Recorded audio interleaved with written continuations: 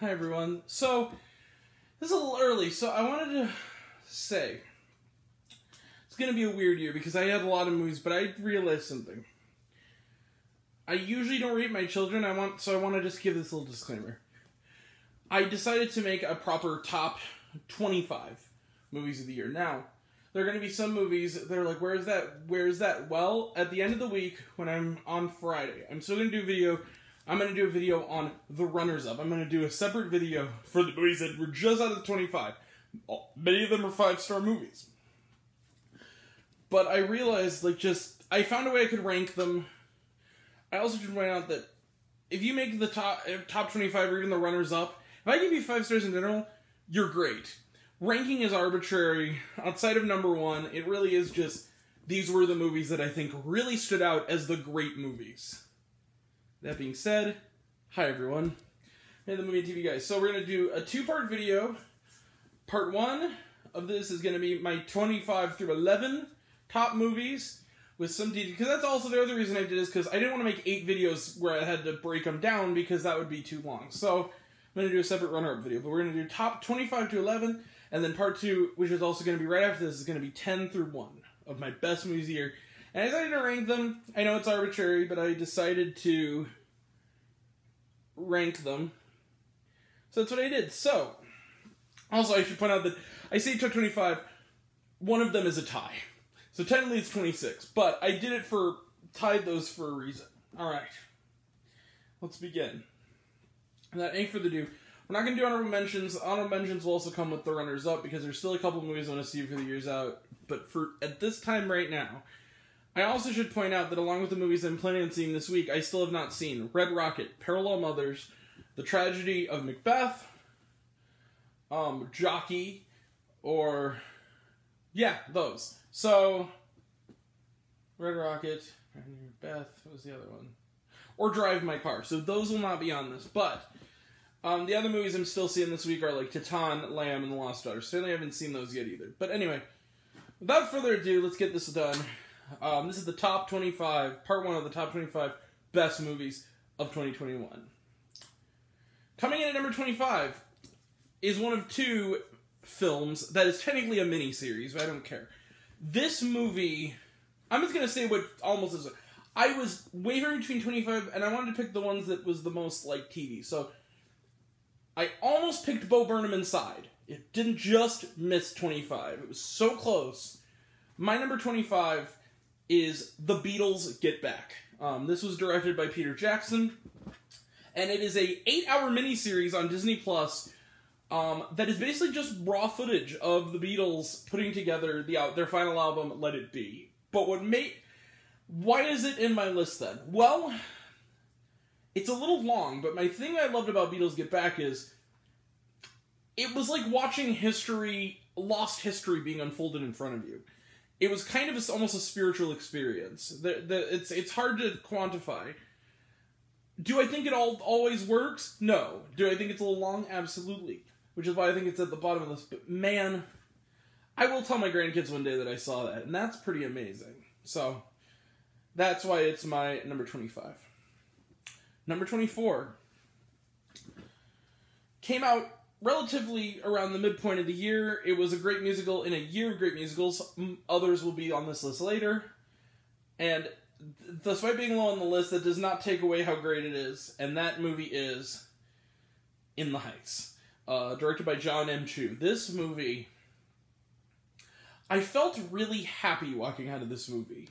Like, beyond everything else, I felt joy walking out of In the Heights. And I think what it was is just... it so perfectly captured summertime that I felt like I could literally taste the popsicle. You know what I'm saying? Especially in IMAX. I saw this is one of 3 movies this year. The other 2 are also on my list that I saw twice. And I just loved them. These 3 pretty much perfectly. Oh, actually, I take that back. One of them is not on my list. My bad. It's a runner-up. But anyway. Yeah, so, great story, great characters, great music. In the Heights is my number 24. Next film is a tie. 23 is a tie. The reason I chose this to be the tie is because they have a commonality. They almost go together. My number 23s are The Sparks Brothers, directed by Edgar Wright, and Annette, directed by Leos Carax. And the reason I picked these two together is I knew I loved both of them. The commonality is the band Sparks. Annette was brought up in the documentary. The first is a terrific and fascinating documentary about this terrific music group. The second is their first big movie they wrote, and it's this weird-ass musical about a doll and Adam Driver. That's all I'll say about it. I don't want to spoil too much, but it is engrossing and bizarre and really, really awesome. So, number 23, Sparks Brothers and Annette, both together. Those are my number 23. Number 22, speaking of Lin-Manuel Miranda, my number 22, which you can watch on Netflix right now, is a movie that's gone on under too many radars. It's totally worth watching. And that movie is Tick, Tick, Boom. Tick, Tick, Boom is a really touching and very meta sort of deconstruction of the creation of what made Jonathan Larson, the late writer of Rent. It's his story told by him through Andrew Garfield, and it's the juxtaposition between the stage and the actual cinematic aspects were amazing. I really loved the music, and just it gave me one of my favorite images of the year, which is all these theater icons together in awe, dancing together. I love Tick, Tick, Boom. Number 21. Speaking of Edgar Wright, he's a daily double this year on the best of list. I know this movie has been on some best of lists and some worst of lists. This is a very polarizing film. I don't care. I was on the right side of it, and that is Last Night in Soho, directed by Edgar Wright. This movie was frightening. It was emotionally effective. Thomasin McKenzie and Anya Taylor-Joy and the late Diana Rigg were all amazing in this film. It was creepy, it was original, and it took me on an insane journey. I loved Last Night in Soho. Great film. Number 20 is a film that is not getting enough attention. And I think that's why I put it on here. My number 20 is a film that I think is a better film from this director than the last film he made, which won him an Oscar, and that is, number 20 is Nightmare Alley. This is directed by Guillermo del Toro. I said it was a little long. It is, but Nightmare Alley is the film I find that I appreciate the most the further I've been away from it. And I've most wanted to revisit, because it's so... I only saw it a couple of weeks ago, but it's so effective, and it is so great that I loved it. I don't... Bradley Cooper's great. He plays a con artist that cons the audience too. I loved Nightmare Alley. It's my number 20. Number 19. Honestly, in all honesty, probably should be a little higher, but it's my list. Number 19 is a film that is certainly going to be nominated for Oscars, and it has every right to. My number 19 is The Power of the Dog. This is directed by Jane Campion, and it's a return to film for the first time since 2009's Bright Star, and what a movie. Benedict Cumberbatch, who also is in another film that's going to be on the runner-ups, well, two actually, is so good in this movie. Cody Smith-McPhee, Jesse Plemons, terrific. Kirsten Dunst steals this movie with just all the force of her acting. What an actress. Number 18 is the most underappreciated and underseen film of this year, big movie of this year, and that's The Last Duel, directed by Ridley Scott. One of his best films. The Last Duel is a powerful Rashomon-style story told from multiple perspectives about a horrible atrocity being made upon a woman, and then her bravery leading to even more anguish for this woman. But it's about how she overcomes, and it's about this duel, and about Me Too, and it's about religiosity and how it can be corruptible. I love this film. It's important. And everyone who saw this, who had the choice of either seeing this movie or Halloween Kills and saw that instead, should be ashamed of themselves. That's all I'll say. Number 17 is the best horror film of the year that's not a horror film, and that is Shiva Baby. directed by Emma Seligman. This woman is younger than I am, and she has made one of the best films of the year. And what I love about Shiva Baby is that it is so uncomfortable. But it's uncomfortable in a way where you're riveted. Like you want to know how she's gonna get out of this shit. You know what I mean? Like, you just want to know. And it's... Emma Seligman, you're amazing. Number 16 is the most badass action movie of the year, and that's Nobody. It's directed by Ilya Nashuler. A tight, quick, totally badass action thriller, action comedy, kind of, featuring Bob Odenkirk in an excellent action hero role. We gotta speed this up a little bit. Number 15 is the funniest movie of the year, and also one most destined for cult status, and that is Barb and Star Go to Vista Del Mar. This is directed by Josh Greenbaum.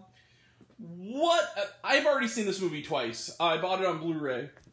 I love this film, and I really loved the world of this film. I thought it was weird and wonderful and wild. Jamie Dornan, who you might see again on this list, man, what a bounce back after 50 Shades, man. Good for you. Good actor, you. Alright, number 14 is a film that touched me deeply. It's a film that I think is incredibly terrific, and that is a film that was nominated this year's Oscars, which was weird, of course, and that was Minari. Minari, directed by Lee Isaac Chung. The grandmother in this won an Oscar. She deserved to. This is a terrific, wonderful family saga that is clearly very personal to Mr. Isaac Chung. That's number 14. Number 13, speaking of Oscar movies, another film that hit me right in my emotional core, The Father. This is directed by Florian Zeller, who apparently his next film is called The Son, with Anthony Hopkins. Okay, that'll be interesting. Anthony Hopkins delivering career best work here in a career of great performances. This is an exciting, riveting, frightening, moving film about dementia. Just go in cold, go see The Father. Number 12 is one of the funniest films of the year, one of the most touching, and is the best animated family film of this year, and that is, number 12 is The Mitchells vs. the Machines. Wow, what an endlessly inventive film this was. This was directed by Mike Rianda and Chris Rowe, I believe. What a creative film this was. What an unbelievably smart, funny movie from the that even got a lump in my throat from the Into the Spider-Verse team. Great movie. And finally, to end off the first part of this list, number 11 is the best horror film of the 21st century, one of the best horror films of the 21st century, and that is a film that technically released in festivals in 2019 and in the UK last year, so it didn't come to the US till this year, and that movie is a film that still keeps me up at night, Saint Maud. This was directed by Rose Glass. What a chilling film, and what it just makes you just feel cold and frightened. And the last image, I will never, ever forget the last shot of this movie. Ever. Alright. We will be back very soon for the top 10 now on this list, and the runner-ups will come on Friday. And the worst of has already been posted, along with other reviews and more. That'll all be next time, and until next time, I'm Grant, the movie and TV guy. I see it all. I'm happy to share it with you. See you in part 2. Take care.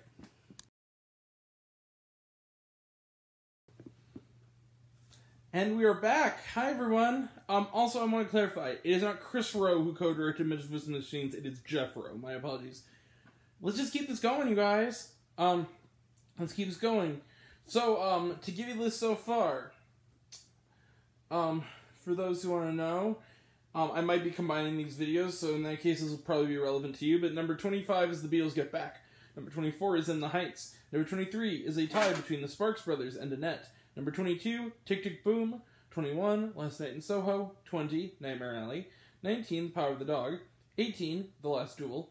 17, Shiva Baby. 16, Nobody. 15, Barb and Star Go to Vista Del Mar. 14, Minari. 13, The Father. 12, The Mitchells vs. the Machines. And 11, Saint Maud. So now we get into number 10. And my number 10 film is a film that was deeply moving. Not an easy watch, but it's definitely heartbreaking, and it continues the theme of dementia. My number 10 is a film that not enough people saw. It's really a terrific film.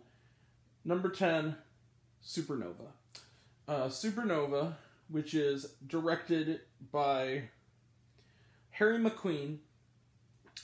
This really moving love story about this couple, this older gay couple, played by Colin Firth and Stanley Tucci, who attempt to basically go on a farewell tour of the people they love when they realize that Stanley Tucci is slowly succumbing to dementia. Just a powerful, heartbreaking, moving film about what's left unsaid and what is said at the last possible moment. I love this film. Number 9 is a film that's title and premise and leading star would never suggest it was a good movie, much less a great movie, but this is a superb movie. It's a film that took all expectations and not only shattered it, but dynamited them. My number 9 is Pig. This was directed by Michael Sarnowski, and it starred Nicolas Cage. I cannot stress this enough. This is not a John Wick-style action film. This is a serious existential drama about a man and his best friend, who is his truffle pig. I love this film. I got it. In fact,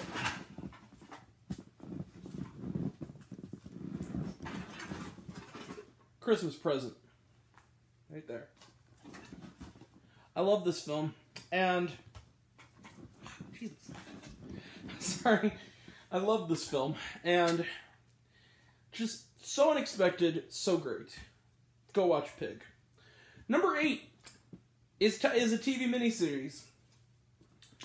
It is one of the most affecting domestic dramas I have ever seen. It is a film that really cut to my core. It's 5 hours long, split into 5 chapters, and featuring terrific performances. My number 8 film miniseries, if you want to call it, number 8 film, I'll just call it film. Number 8 film, Scenes from a Marriage. This was directed by Haggai Levy, and it is a remake of the film and miniseries by the great Ingmar Bergman. I've seen many Bergman films. I've never seen the original Scenes from a Marriage, but I feel like that was fine.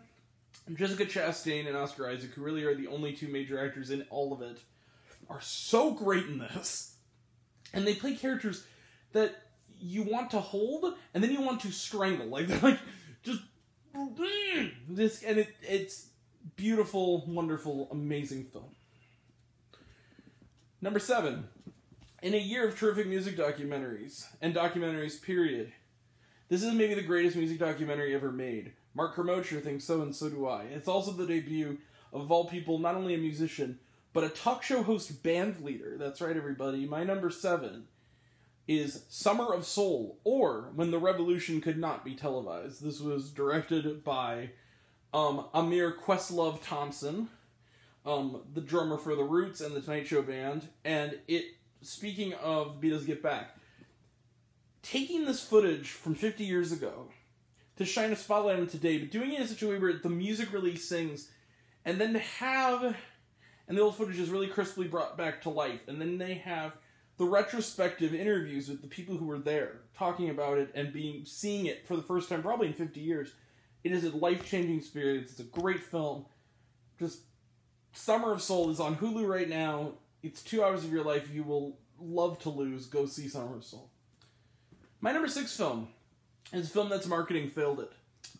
It is another Fox film, and that's what I'm calling it, not studios.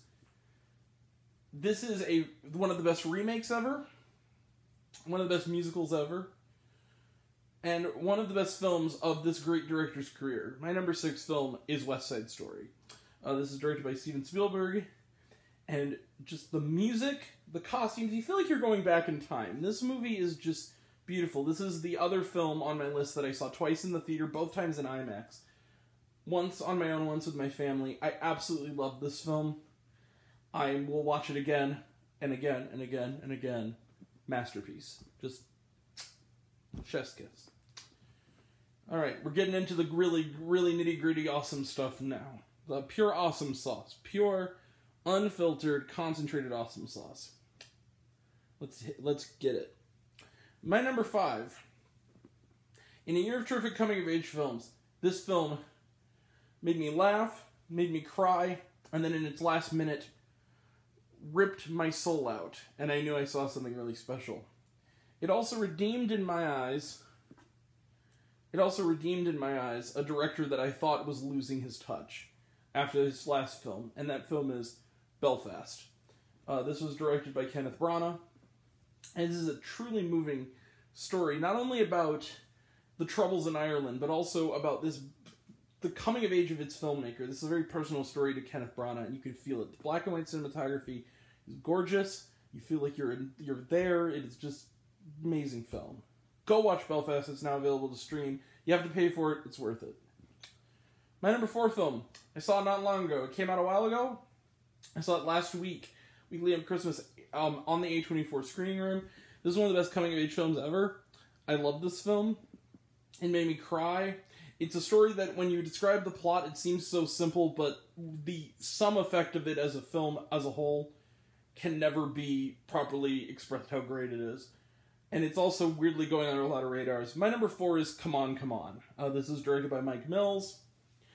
In his latest, humanistic study of people going about their lives, Joaquin Phoenix plays against type as the uncle of eccentric but lovable young boy played by terrific newcomer Woody Norman, and these two together are just amazing. You just love them immediately. They've instant chemistry. I loved Come On, Come On. Go check that out now. Number 3 was this year's Best Picture winner. Again, it's weird. This is a film that is one of the most empathetic films I have ever seen. There, I said it. It's a film that made me... I walked out of this film into the daylight, out of the IMAX, feeling like life was good. Like looking at the world through a new perspective. My number 3 is Nomad Land. This was directed by Chloe Zhao, featuring an Oscar-winning turn from Frances McDormand, and a bunch of real nomads who tell their stories, and what a gift those stories are, and what an amazing thing for Chloe Zhao to do, to just keep the camera on them and let them rip their heart out in front of us. It takes a lot of courage for these people to do what they do in this film, and I praise them for it. Number 3 is Nomad Land. Number 2 is a film I saw today. It would have been number 1, except that the first number 1 has actually become one of my new favorite films ever. But number two, it's too quick to tell, but I'm sure it'll also become one of my favorites. It is a coming-of-age film that is awesome, unlike anything I've ever seen before, in this way, and feels like something right out of the past in the best possible way. My number 2, Licorice Pizza. This was written and directed by Paul Thomas Anderson, the great Paul Thomas Anderson, and oh my god, Alana Haim and Cooper Hoffman they're going to be superstars. And this, I'm always going to remember I was there to see it in front of me the moment they became superstars. They're amazing in this film. This is offbeat, it's funny. This is even though I was not alive in the 70s, I knew these people. I love these people. I am one of these people. I loved Licorice Pizza. Loved it.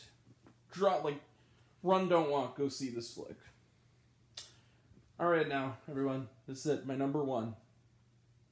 I said there would not be a better movie in 2021, and I was right. This is a film.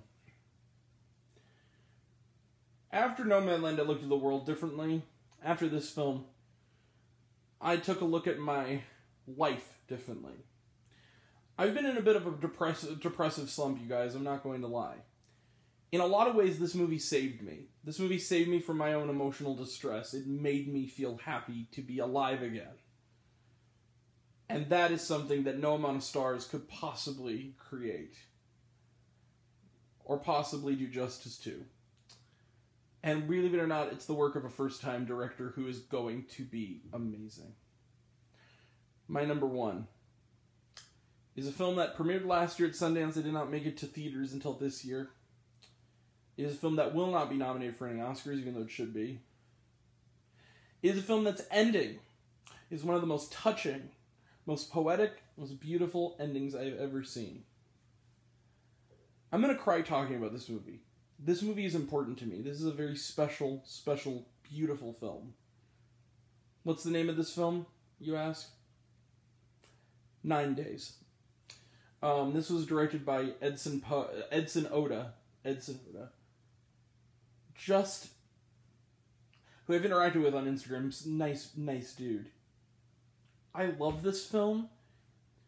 Edson Oda, if you're watching this, and you may very well be, I don't know. Thank you. Movies like 9 Days are why I love movies. They are movies as an art form. They are movies that are meant to make you think. They're meant to make you feel. They're meant to make you look at the world with a fresh eye and see the world as the beautiful place it is. The fact that we all exist on planet Earth right now and we can look up into the sky and say, we live in this, is a beautiful thing, and I think that we forget that. The idea of us being alive, the chances of any of us existing, really, are 1,000,000,000 to 1. And I don't think we realize that this movie makes us remember. It makes us remember in the most subtle, beautiful of ways. I love this film. I will never forget this film. It's called 9 Days. It's not getting nearly enough love, and it is my very best of 2021.